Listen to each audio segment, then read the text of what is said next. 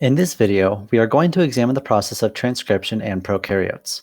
Transcription is the process by which the genetic information of a gene is copied into a strand of RNA for the purpose of creating a protein later done in translation. This process starts with RNA polymerase. RNA polymerase, shortened to RNA pol, is an enzyme that synthesizes mRNA molecules that carry transcribed genetic information to the cytoplasm for translation. In prokaryotes, there is only one type of RNA pol, which consists of two parts, the core enzyme and the sigma factor. Together, they make the hollow enzyme, which is required for bondage to the template strand and initiation of transcription. Next, we examine the gene in question, as shown below. This first region, shown in green, is the promoter region, the area on which RNA pol hollow enzyme binds to and starts transcription. This region contains two important regions called the -35 region and the -10 box, or Tata box, both of which are responsible for recruiting RNA pol for transcription. Then, at the end of the promoter region is the +1 nucleotide, which is the location at which transcription starts. The next large section is the RNA coding region, which includes the area from the +1 nucleotide to the end of the terminator region, which is responsible for ending transcription and detaching RNA pol and the newly synthesized mRNA. Now let's begin the process.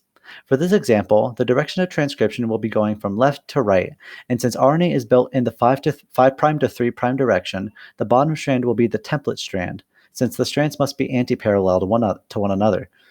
The template strand is the strand of DNA to which the RNTPs, or the ribonucleic triphosphates, the RNA equivalent to nucleotides, are bound by RNA pol, and their sequence is complementary to the template strand. The top strand will be the coding strand, which should match the mRNA sequence, except thymine will be replaced with uracil. The core RNA pol enzyme and sigma factor both bind to the promoter region, creating the hollow enzyme. Then the RNA pol hollow enzyme breaks the hydrogen bonds in a small region of the DNA and creates a small bubble in which it pairs RNTPs with the template strand. Once RNA pol synthesizes about 9 to 12 nucleotides, the sigma factor dissociates and the core enzyme continues transcription all the way to the terminator region.